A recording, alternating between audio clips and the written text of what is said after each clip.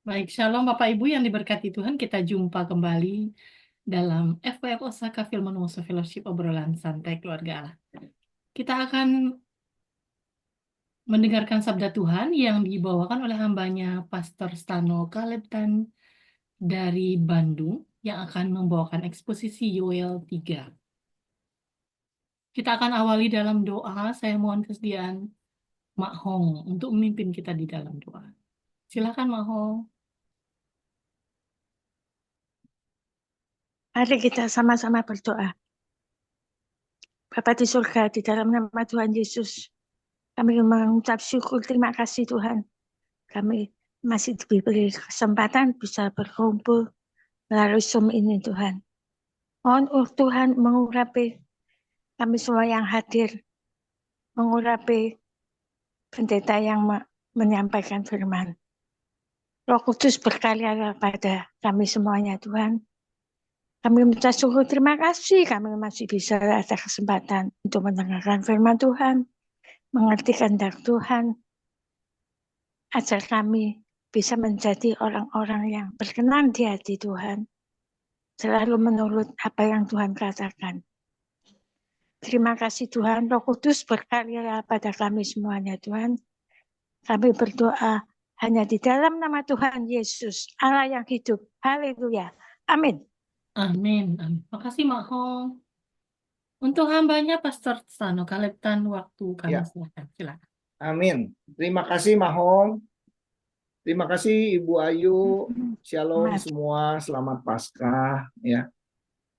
Nah, pada malam ini saya ingin menyampaikan sebuah eksposisi dari Yoel 3 sesuai dengan apa yang dipinta oleh host ya, Ibu Ayu. Nah, di dalam Yoel 3 ini itu mempunyai satu penekanan tentang Allah menghakimi bangsa-bangsa ya. Nah, nubuatan Yoel ini berbicara kepada sebuah kerajaan selatan Yehuda.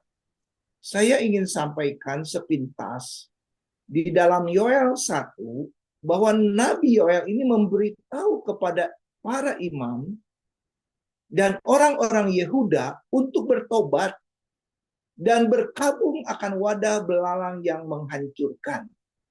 Nah, mengajak semua untuk bertobat. Yoel memberitahukan kepada imam dan orang-orang untuk berkabung dan meratap dan mengenakan pakaian khusus untuk menunjukkan kesedihan mereka, ya, karena terlalu banyak hal-hal kejahatan yang mereka lakukan.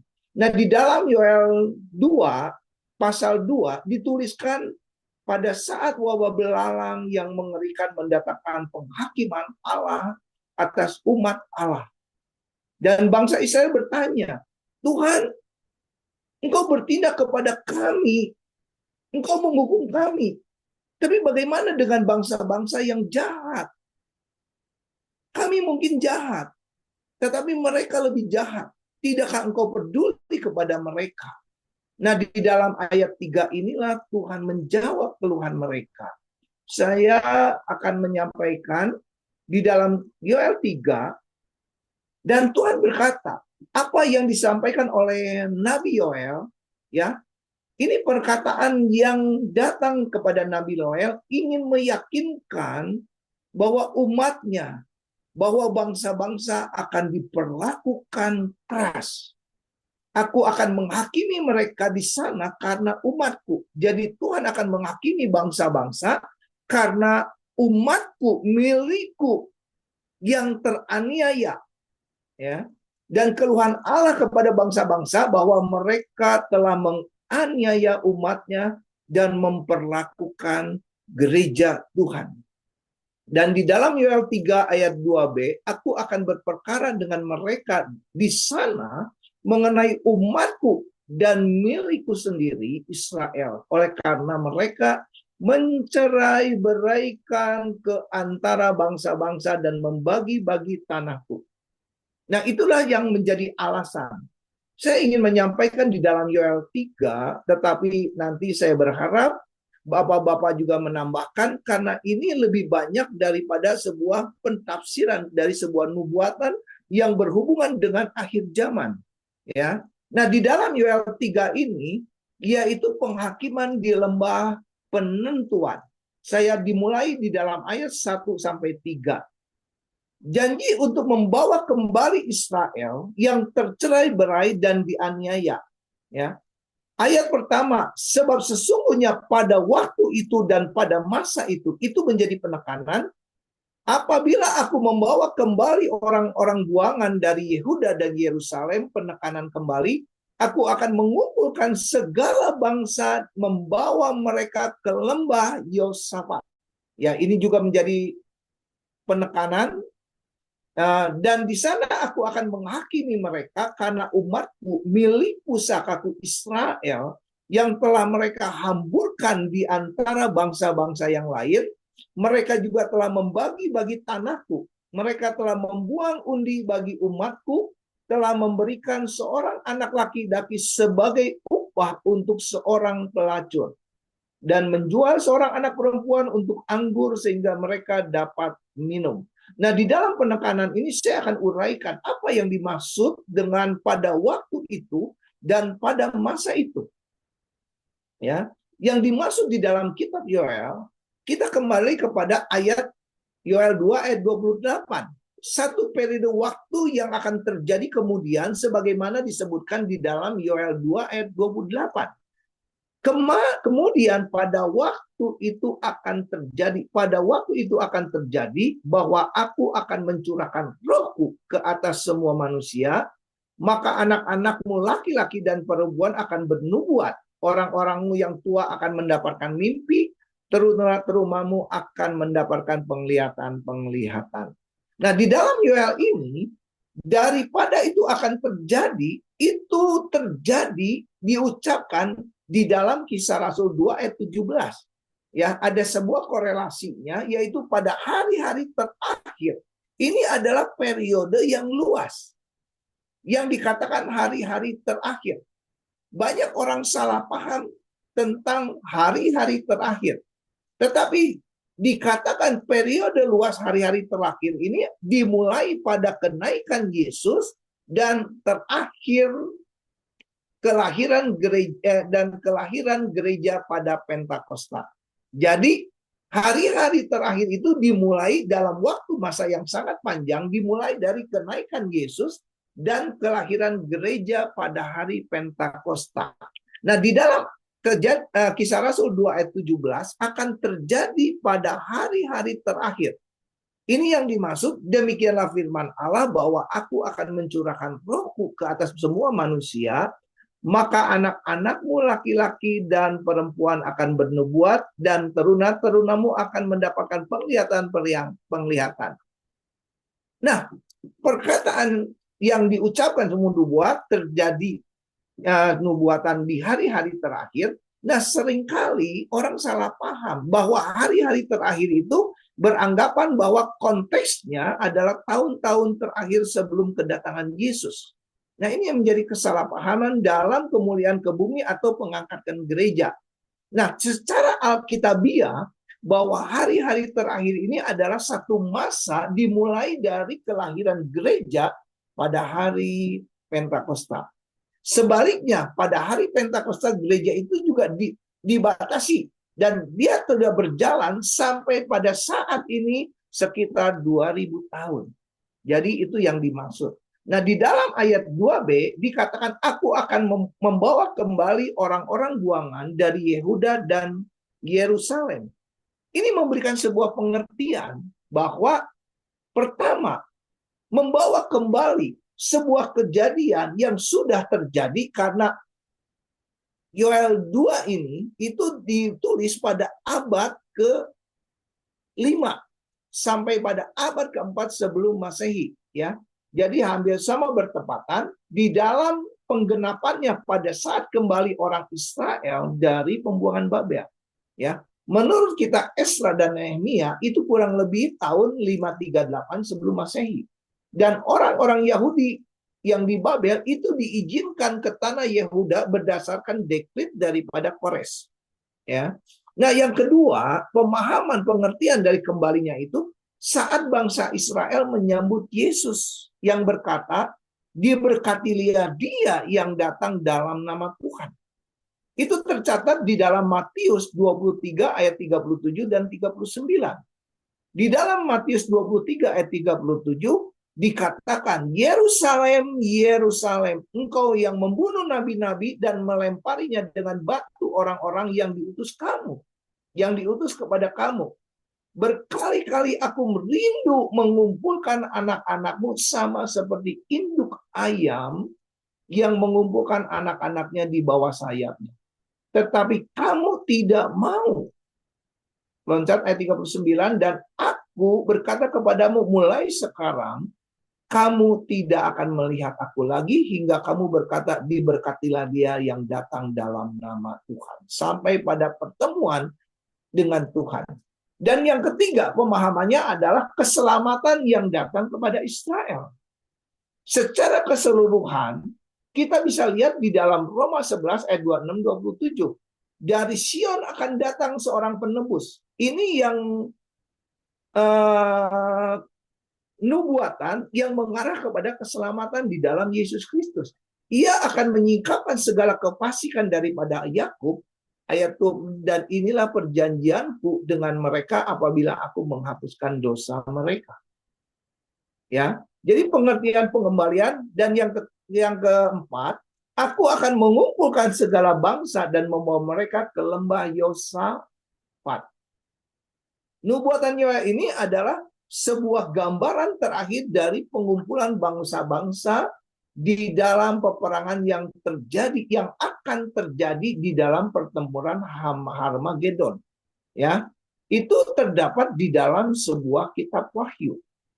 Ya, maka itu saya mengkorelasikan di dalam kitab Wahyu, Wahyu 16 ayat 12 dan 16. Saya akan bacakan karena ini memang cukup harus dibacakan dan memang ini cukup panjang. Ya, dan dikatakan, karena itu bersukacitalah hai surga dan hai kamu sekalian yang diam di dalamnya, celakalah kamu hai bumi dan laut. Karena iblis telah turun kepadamu dalam geramnya yang dahsyat, karena ia tahu bahwa waktunya sudah singkat.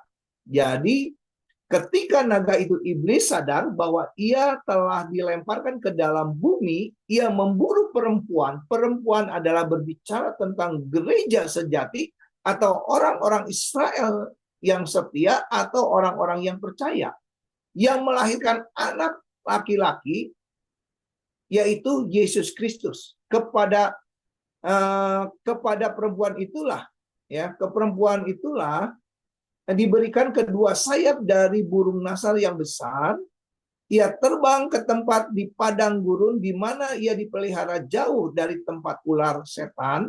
Ya, maksudnya setan itu selama 1 masa atau 2 masa, 2,5 masa. Dan ular itu menyemburkan dari mulutnya air sebesar sungai ke arah perempuan itu supaya ia dihanyutkan oleh sungai itu.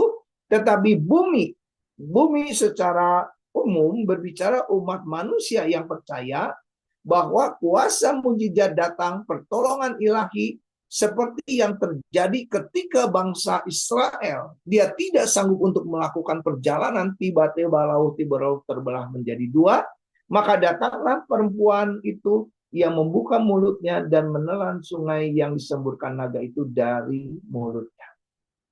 Nah, dikatakan ada perkataan lembah Yosafat di dalam ayat 2, aku akan mengumpulkan segala bangsa dan membawa mereka ke lembah Yosafat.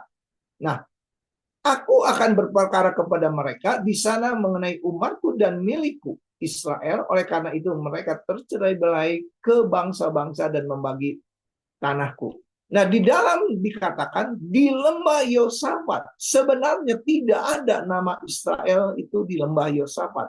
Kalau begitu, apa yang dimaksud dengan lembah Yosafat?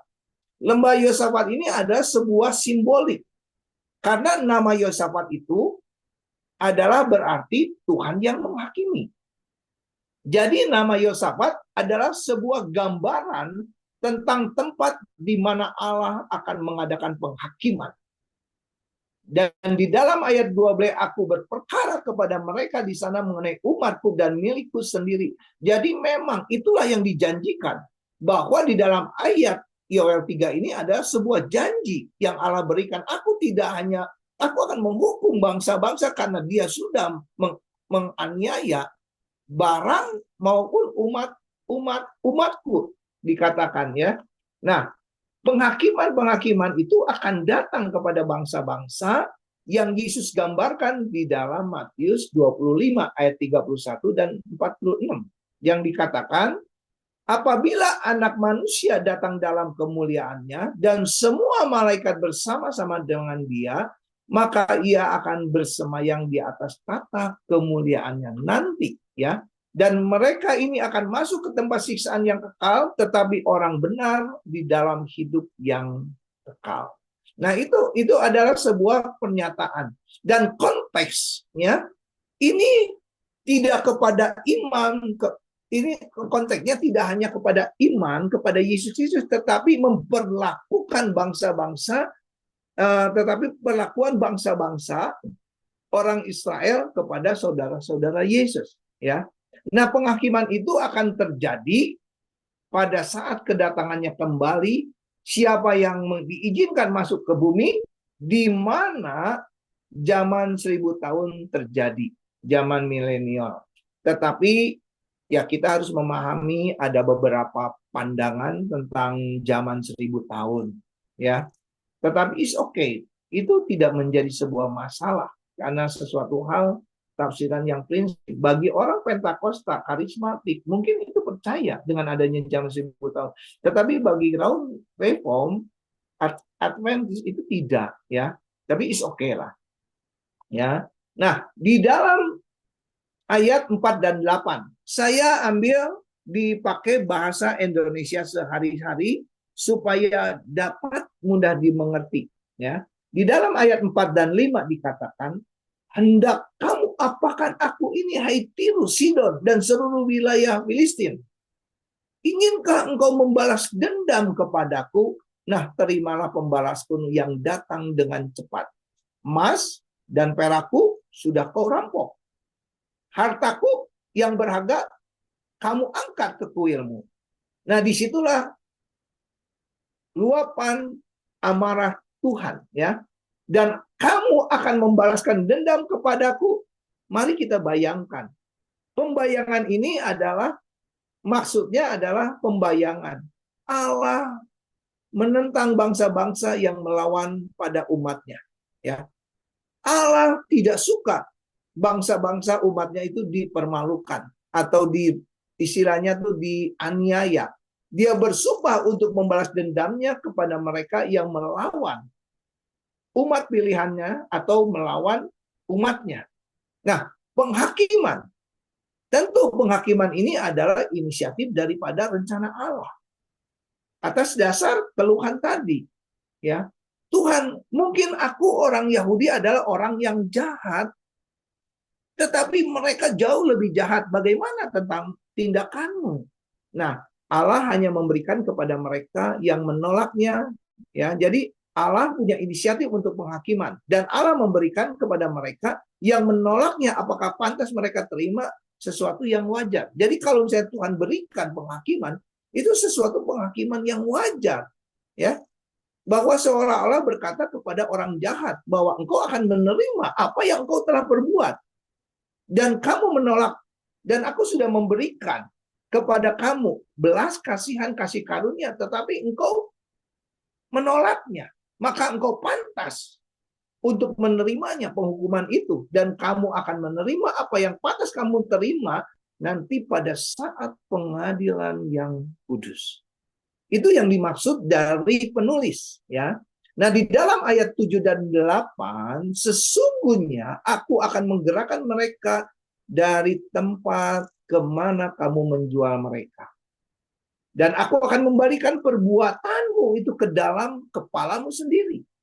Aku akan menjual anak-anak laki-laki dan perempuan kepada orang-orang Yehuda, dan mereka akan menjual anak-anakmu kepada orang Sheba, kepada suatu bangsa yang jauh, sebab Tuhan telah menyatakannya, Sheba, kepada suatu bangsa yang jauh karena Tuhan telah berfirman.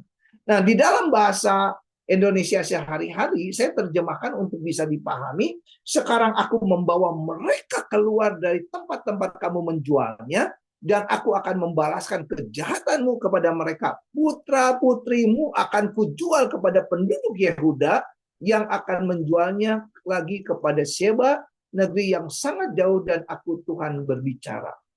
Ini janji Tuhan kepada mereka, dan mereka pantas untuk menerima apa yang telah mereka perbuat. Dan pemahamannya yaitu aku akan menjual anak-anakmu laki-laki dan anakmu perempuan ke dalam tangan Yehuda, dan bangsa-bangsa memperlakukan umat Tuhan yang hina dan tidak menghargai harga diri mereka. Oleh karena itu Allah akan membalaskan mereka dengan hinaan yang serupa yang mereka lakukan dan mereka berikan kepada umatnya, bersumpah untuk membalas dendam kepada dirimu sendiri. Jadi itu dikembalikan anak ulahmu karena perbuatanmu, maka aku layak untuk memberikan penghukuman. Ya, dan ini berbicara tentang sebuah perintah.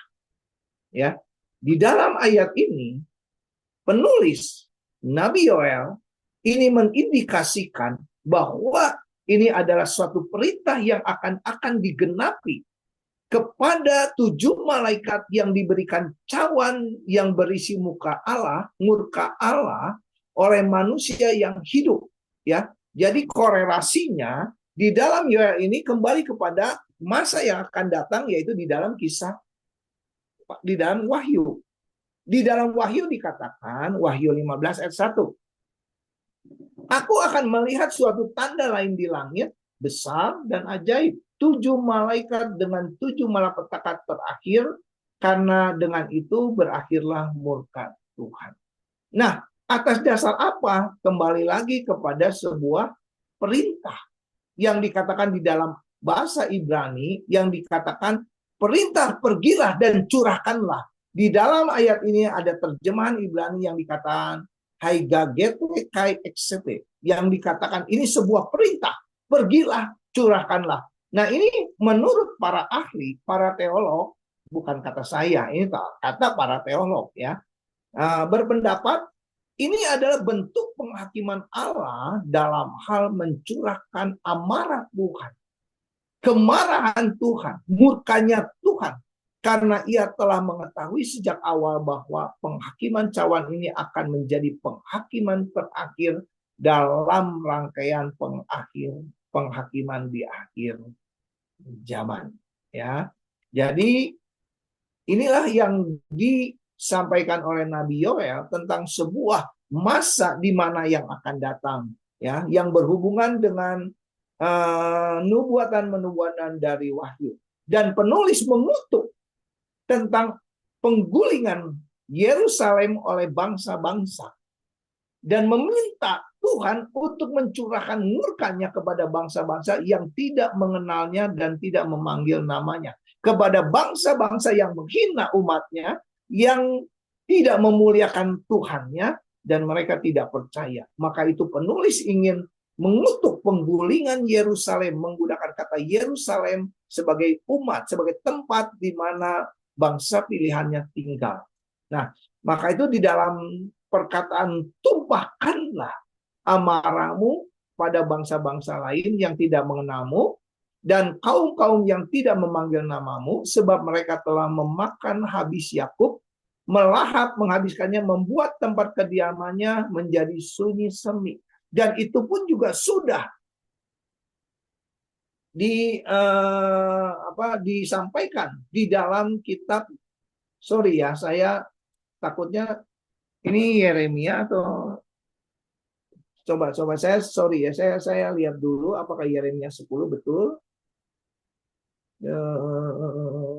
Sorry sebentar.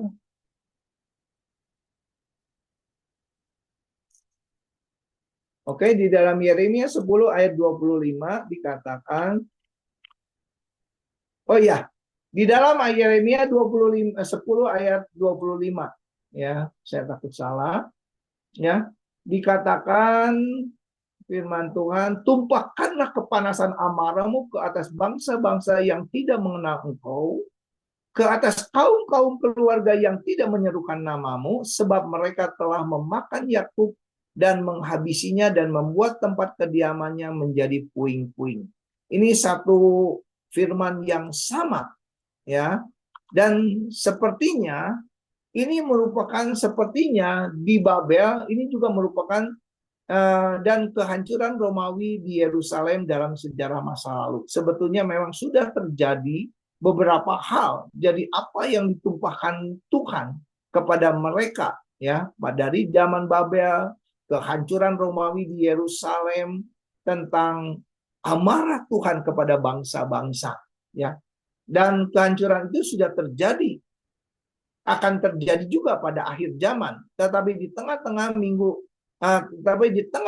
ke-70 Daniel, ini Daniel juga menceritakan tentang masa-masa di akhir zaman yang menghancurkan, ya. Dan saya juga melihat di dalam sebuah buku Charles Harley, sebuah studi tentang Daniel 9 ayat 22 dan 17,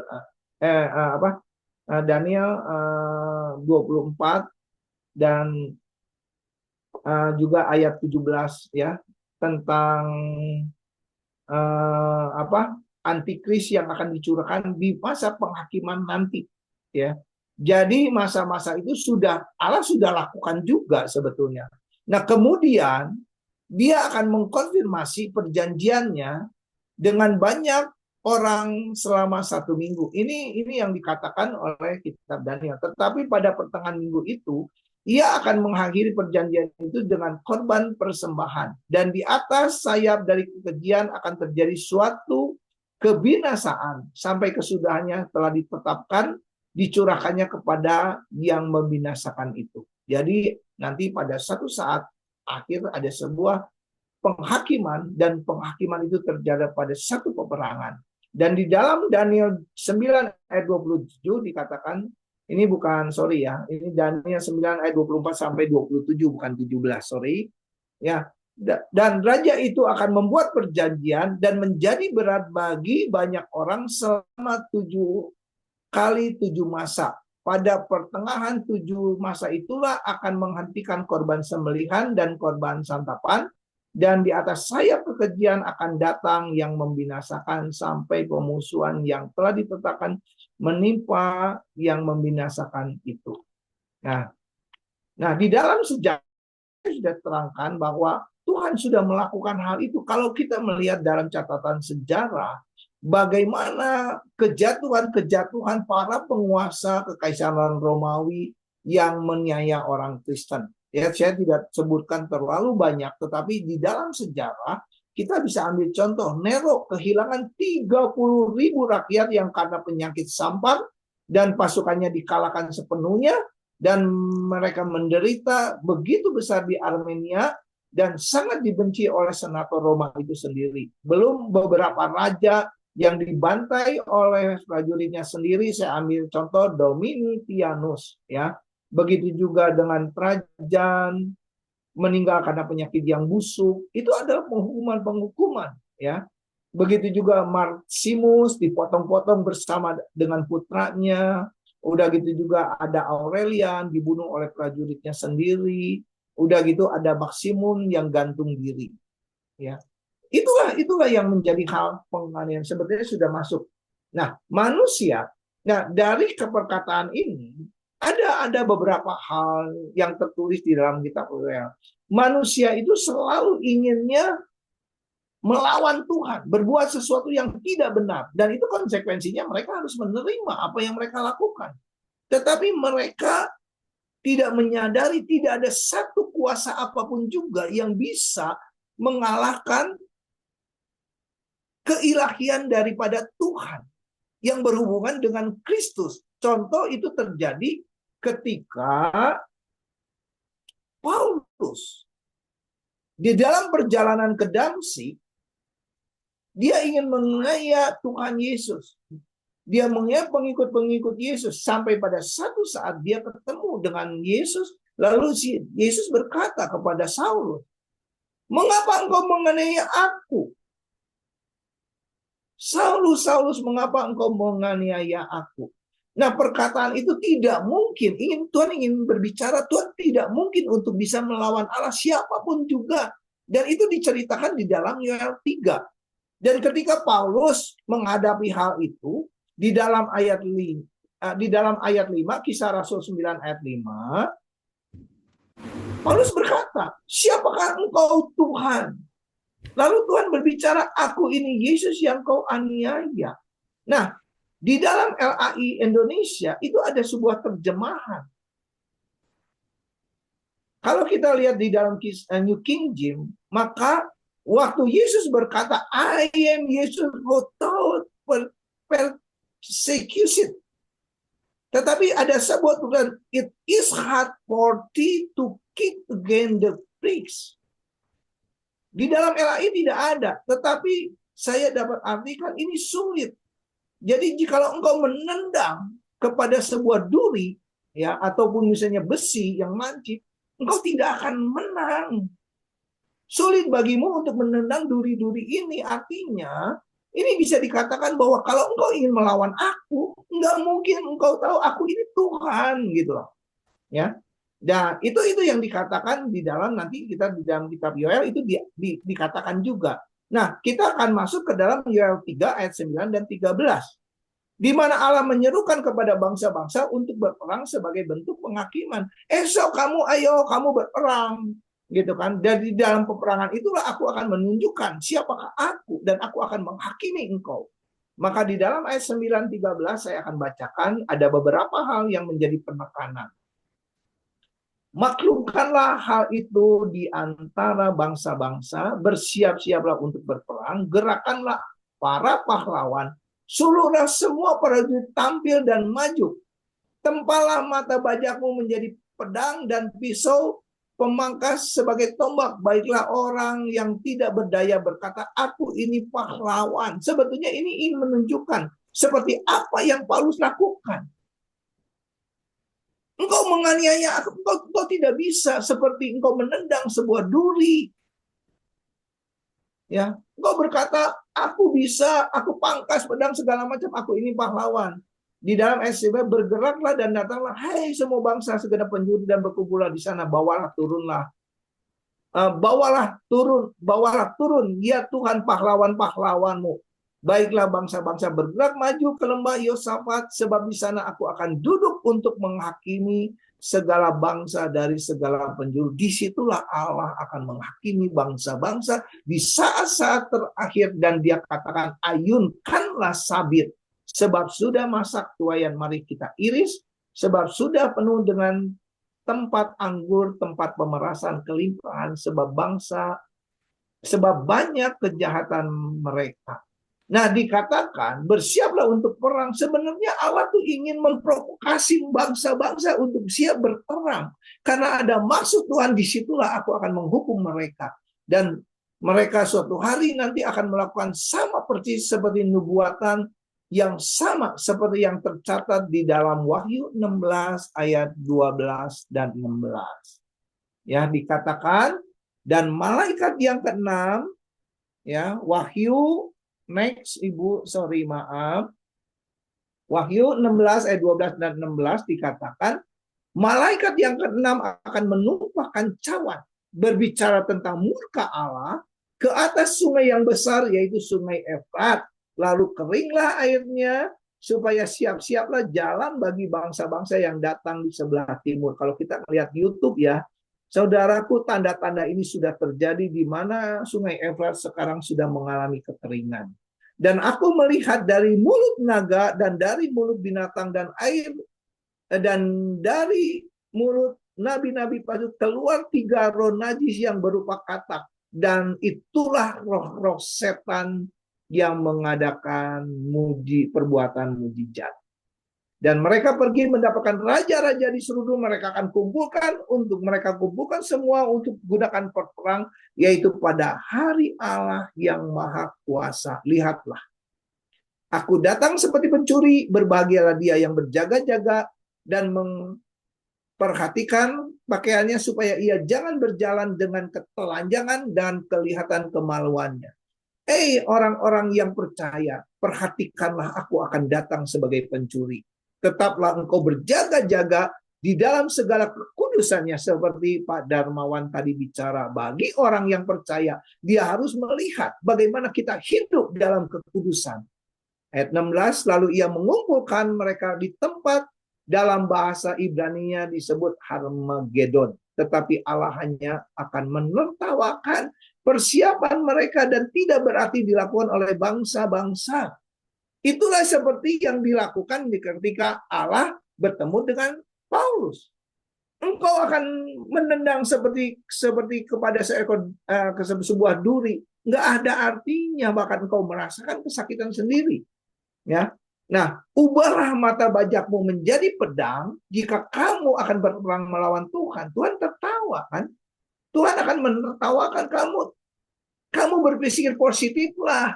Sekalipun kau berkata kamu kuat, kamu tidak akan menang. Seperti ketika Paulus menganiaya orang Kristen, ya. Dan aku akan duduk menghakimi semua bangsa di sekitarku, di dalam ayat 12. Ya, dikatakan demikian, sekalipun seluruh bangsa akan melawan Tuhan Sang Mesias, dengan segala jata dan cara berpikir yang positif pun semuanya akan sia-sia. Itu yang dimaksud di dalam ayat 12. Dan mereka akan dituai seperti panen yang matang dan dihancurkan di dalam penghakiman. Dan kalau kita baca di dalam Mazmur 2, maka itulah nubuatan yang sama yang dikatakan oleh Nabi Yoel 3 di dalam Wahyu 16 dan 12 dan 13. Nah, ayunkanlah sabitmu karena tuayan sudah masak. Marilah turun karena tempat pemerasan anggur sudah penuh. Nah, perkataan ayunkanlah sabitmu kita bisa melihat di dalam Wahyu 14, 17, dan 20. Ini adalah gambaran tempat pemerasan anggur murka Allah. Ya, dia mengambil penghakiman Yesus atas bangsa-bangsa yang terjadi di Armagedon. Ya, di dalam ayat 17 dikatakan, dan seorang malaikat lain akan keluar dari bait yang suci, juga padanya ada sebilah sabit tajam. Dan seorang malaikat lain akan datang dari mezbah, ia berkuasa atas api, dan ia berseru dengan suara yang nyaring kepada malaikat yang memegang sabit tajam itu.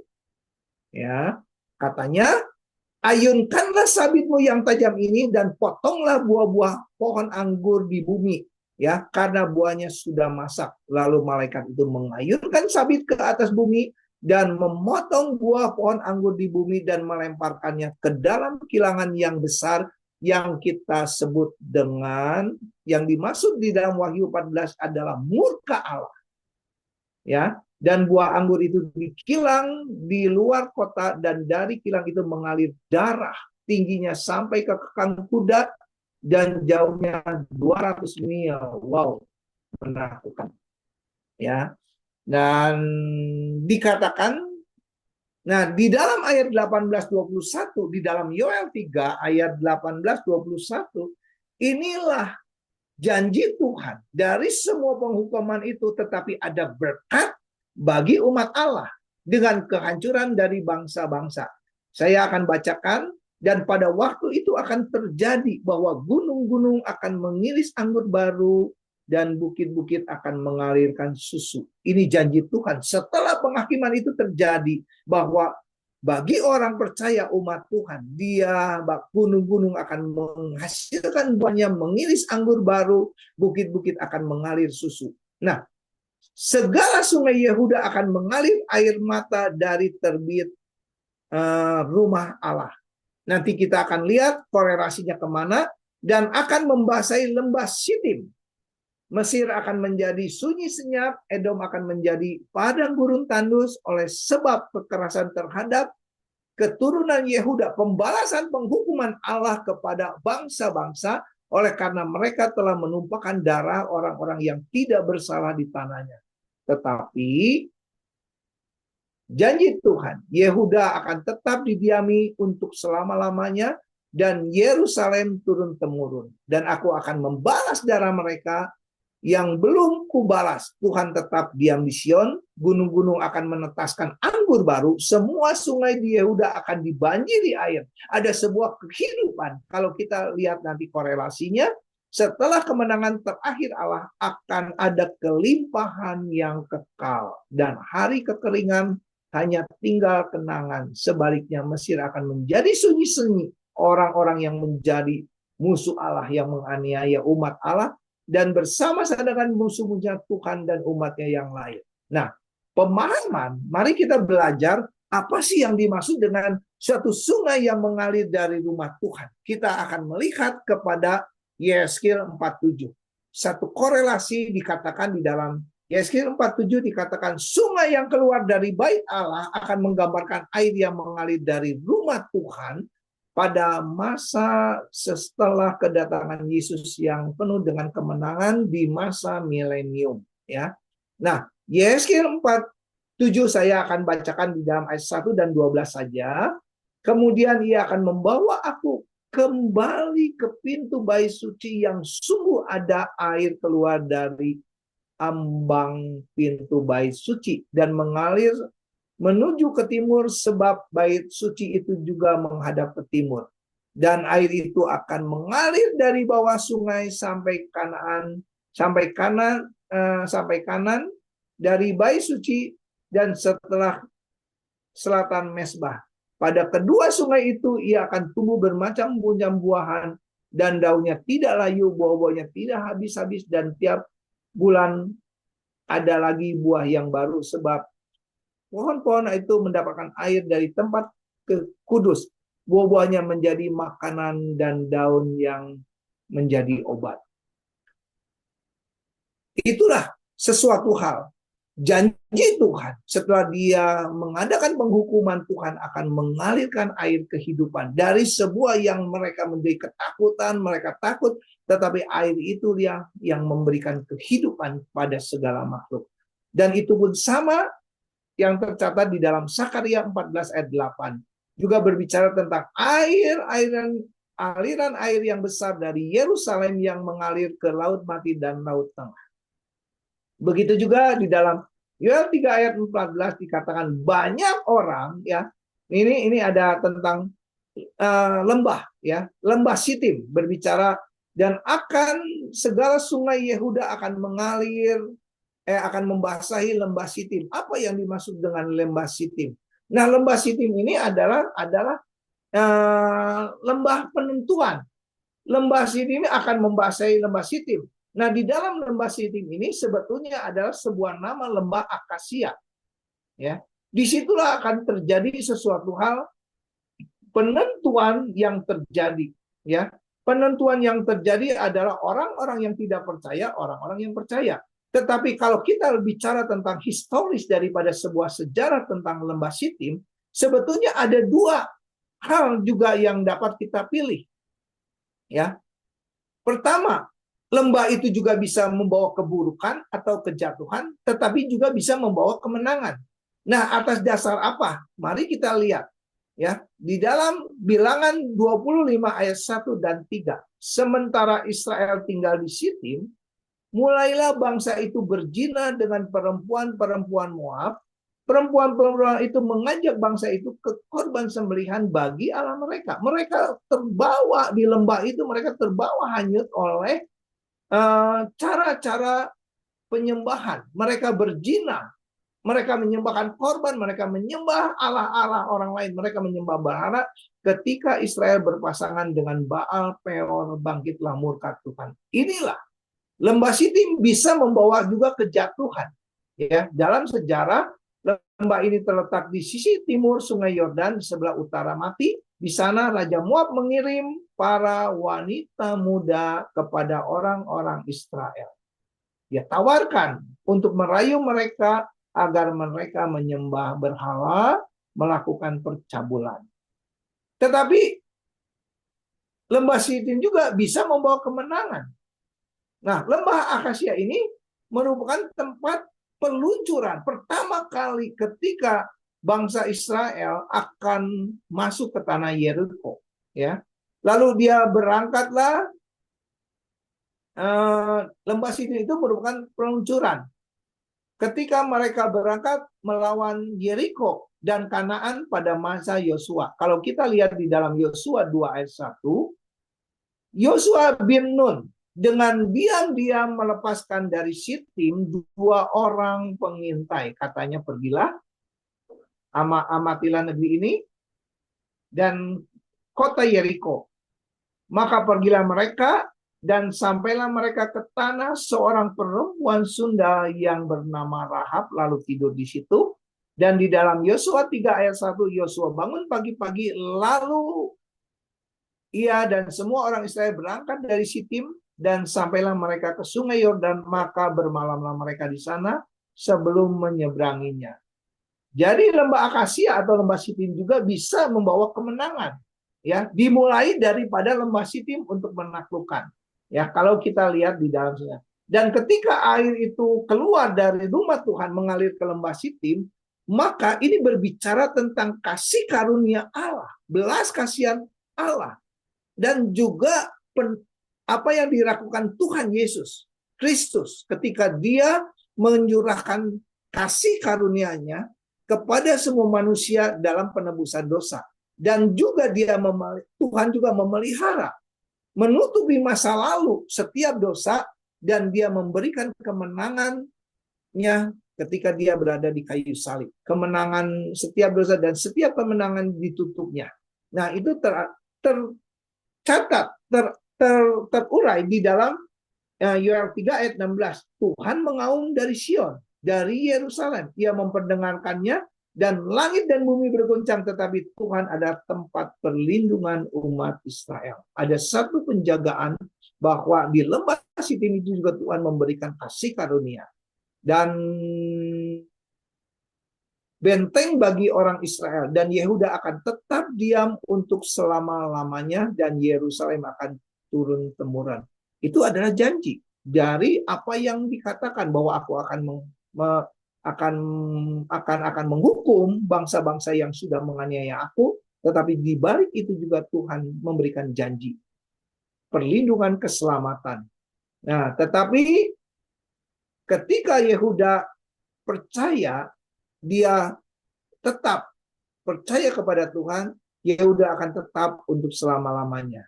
Dan dikatakan karena Tuhan bersemayam di Sion, Dia akan menunjukkan belas kasihan kepada umat pengampunannya. Dan berkat, ini adalah ayat yang terakhir. Di dalam ayat 18 dan 21 dikatakan, mari kita baca juga di situ, ada nggak ya? Yoel 3, sebentar, Yoel 3 ayat 18 sampai 21. Pada waktu itu akan terjadi bahwa gunung-gunung akan mengiriskan, oh ya tadi yang sudah dibacakan, oke. Nah, nubuatan Yoel ini dimulai, ya. Nubuatan Yoel ini dimulai dari, kita tahu dari awalnya bahwa Allah menghukum bangsanya sendiri dengan wabah belerang yang dahsyat. Tetapi Allah juga berjanji untuk memulihkan dengan lahirnya seorang penebus. Ya. Nah, inilah janji yang terakhir. Yang dikatakan janji yang terakhir, janji pemulihan penebusan, dikatakan tetapi bukan yang paling penting dari semua janji yang terakhir. Janji yang terakhir itu yang lebih penting adalah ketika itu dikatakan oleh seorang teolog yang bernama Danaeus, yang menunjuk kepada Kristus. Bahwa Kristus datang ke dalam dunia ini. Dia Allah yang menjelma menjadi manusia. Dia Allah yang menjadi daging. Dan dengan itu dia tinggal bersama-sama dengan kita. Dia menampakkan dirinya sebagai manusia daging. Karena ia tinggal bersama dengan gerejanya selamanya. Bagaimana yang tertulis di dalam ayat sebelumnya, yang menjadikan jemaat sebagai jemaat miliknya adalah Yehova Syama, bahwa Tuhan bersama-sama dengan dia. Yehova Syama, Allah bersama-sama dengan, sebagaimana itu ditulis di dalam Yeskel 48 ayat 35. Jadi kelilingilah kota itu, adakah 18.000 kota. Sejak hari itu nama itu disebut Tuhan hadir di situ. Ya. Nah, saya akan mengakhiri tentang apa yang disampaikan penulis di dalam kitab Yoel 3 ini. yaitu tentang persamaan. Kita bisa melihat apa yang disampaikan oleh Yemuel, ada persamaannya, ada dari Daniel, ada dari Yeskiel, tetapi lebih banyak terjuru kepada Yeskiel. Nah, saya ingin persamakan apa sih persamaan dari Nabi Yoel dan Yeskiel. Kalau Nabi Yoel memiliki kesamaan dengan Yeskiel karena baik di awal maupun di akhir dari nubuatnya adalah hampir sama. Yang dikatakan kalau Yeskiel berkata, kemuliaan gereja Yehova Syama, Tuhan ada di situ, maka Yoel berkata Yehova Shoken, Bestion, yaitu Allah berdiam di Sion. Kedua-duanya menunjukkan bahwa Allah Kristus diam di antara umat. Selain janji kepada pemulihan kepada umatnya, dengan kedatangan yang terlebih penting dengan kedatangan penebus, yaitu Yesus Kristus, tetapi Tuhan juga berjanji bahwa aku akan selamanya menyertai engkau, aku akan tinggal bersama-sama dengan umat. Itulah yang disampaikan oleh Nabi Yoel di dalam ayat 3. Terima kasih, Tuhan Yesus memberkati. Saya berdoa, Tuhan terima kasih atas apa yang kau berikan, sebuah pemahaman pembelajaran dalam ketidakmampuan kami, di dalam kelemahan kekurangan kami. Kami percaya banyak hamba-hamba Tuhan, rekan-rekan, dan engkau sendiri yang akan memberikan pemahaman lebih jauh tentang apa yang disampaikan. Terima kasih Tuhan, di dalam nama Tuhan Yesus kami berdoa. Haleluya. Amin. Ya, terima kasih Ibu Ayu. Saya hanya ingin menyampaikan apa yang dimaksud di dalam Yoel 3 ini. Ya, mudah-mudahan bisa dipahami, ya. Dan saya berharap hamba-hamba Tuhan semuanya, hamba Tuhan di sini bisa menambahkan. Terima kasih. Amin. Terima kasih, Pastor. Tuhan Yesus memberkati. Sama-sama, Mahon.